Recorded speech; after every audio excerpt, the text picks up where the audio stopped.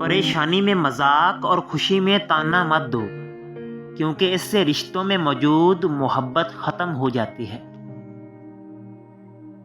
علم تمہیں راہ دکھاتا ہے اور عمل تمہیں مقصد تک پہنچاتا ہے۔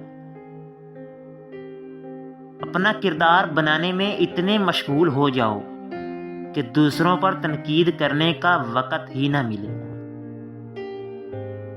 صبر ایک ایسی سواری ہے جو اپنے سوار کو کبھی گرنے نہیں دیتی، نہ کسی کے قدموں میں اور نہ کسی کی نظروں میں۔